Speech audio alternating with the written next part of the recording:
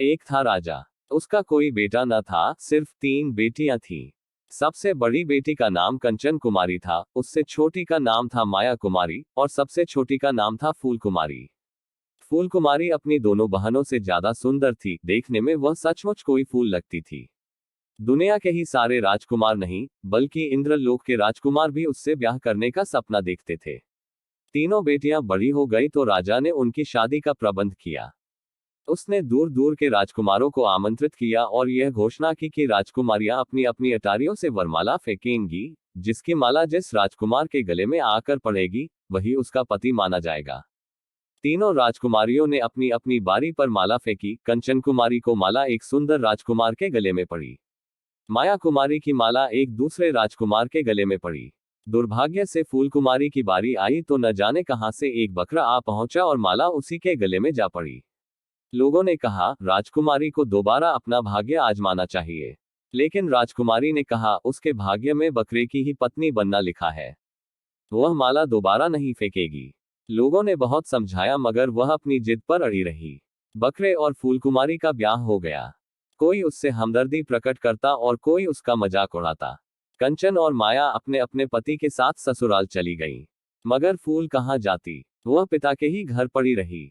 बकरा भी वही रहता। उसका शरीर नीला था, इसलिए फूल कुमारी ने उसका नाम नीलू रख दिया। दूसरे लोग भी उसे नीलू कहकर बुलाने लगे। एक रात अजीब सी बात हुई। फूल की आंख सोते सोते अचानक खुली तो यह देखकर वह हैरान रह गई कि नीलू पलंग पर नहीं था। फूल ने सारा महल छान डाला मगर कहीं पता न चला। उसका इंतजार करते करते फूल को फिर नींद आ गई। सवेरे आंखें खुली तो नीलू पलंग पर मौजूद था। 3-4 रातें इसी प्रकार बीत गईं। सोते सोते जब उसकी आंख खुलती तो नीलू का कहीं पता न होता, और सुबह होते होते फिर वह आ जाता। एक रात फूल कुमारी ने अपने आप को जबरदस्ती जगाए रखा। आधी से ज्यादा रात बीत गई तो उसने देखा कि नील अपने पलंग से उठा और कमरे से बाहर निकल गया। फूल कुमारी ने दबे कदमों से उसका पीछा किया। नीलू महल से निकलकर एक सुनसान रास्ते पर जा रहा था। कुछ दूर पर एक छोटी सी नदी थी। नीलू उसे पार करके जंगल में आया। घने पेड़ों के बीच एक पुराना महल नजर आने लगा। फूल उससे कुछ ही फासले पर अपने आप को पेड़ों में छिपाती हुई उसका पीछा करती रही। महल के दरवाजे पर पहुंचकर नीलू ने मुंह से सीटी की आवाज की और महल का फाटक खुल गया। नीलू अंदर चला गया। पूरे चांद की रोशनी में महल और सारा जंगल नहाया हुआ था। फूल सब कुछ साफ साफ देख सकती थी। थोड़ी देर बाद नीलू बाहर आया तो उसके साथ कई और बकरे थे, उनका भी शरीर नीला था।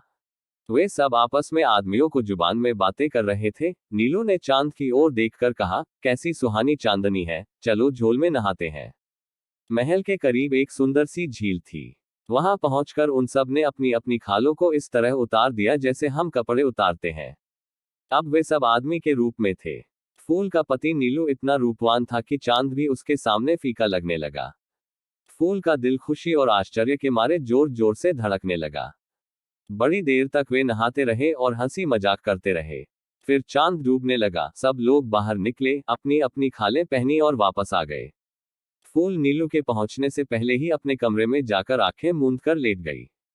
थोड़ी देर बाद नील आया। अब वह बकरे के रूप में था।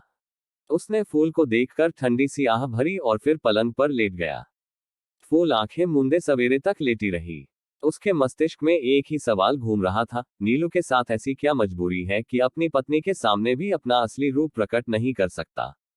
दूसरी रात फिर फूल जागती रही। नीलू उठा तो उसके पीछे पीछे वह भी गई। उसने निश्चय कर लिया था कि आज वह इस रहस्य को जानकर रहेगी। पहली रात की तरह आज भी नीलू अपने साथियों के साथ अपनी खाल झील के किनारे उतारकर पानी में कूद गया। फूल समीप ही एक चट्टान के पीछे छिपी हुई थी। जब वे सभी लोग बातचीत में लग गए तो वह निकली। उसने लपक कर नीलू की खाल उठाए और भाग खड़ी हुई। नीलू ने उसे देख लिया था। वह उसके पीछे पीछे दौड़ा मगर उसे पा न सका। वह सीधे अपने महल में आए और खाल को कमरा गर्म रखने वाली अंगीठी में झोंक दिया। तब तक नीलू भी पहुंच चुका था। देखते ही देखते खाल जलकर राख हो गई। नीलू बुरी तरह भयभीत था। खाल जब जल गई तो उसने अपने शरीर पर हाथ फेरा। अब उसकी आंखें खुशी से चमक उठी। उसने फूल से कहा, तुम सचमुच मुझे प्यार करती हो, वरना खाल के साथ साथ मैं भी जलकर भस्म हो जाता। तब नीलू ने अपनी सारी आप बीती सुनाई। उसने बताया, मैं एक राजकुमार हूँ। एक बार मैं अपने साथियों के साथ जंगल में शिकार खेलने गया था। वहां गलती से मेरा तीर एक साधु को जा लगा। उसने हम सब को श्राप देकर बकरा बना दिया और कहा कि हम सब तभी दुनिया के सामने दोबारा आदमी के रूप में जा सकेंगे जब कोई लड़की मेरी खाल को जला देगी जो मुझसे सच्चा प्यार करती हो। फूल कुमारी का प्यार सच्चा था। नीलू के साथ साथ उसके सारे साथी भी श्राप से मुक्त हो गए। नील और फूल कुमारी का जीवन सुखपूर्वक व्यतीत होने लगा। राजकुमारी नीलू को अब नीलू नहीं बल्कि उसके असली नाम नील कमल से पुकारती थी। आपको यह कहानी कैसी लगी कमेंट में जरूर बताइएगा।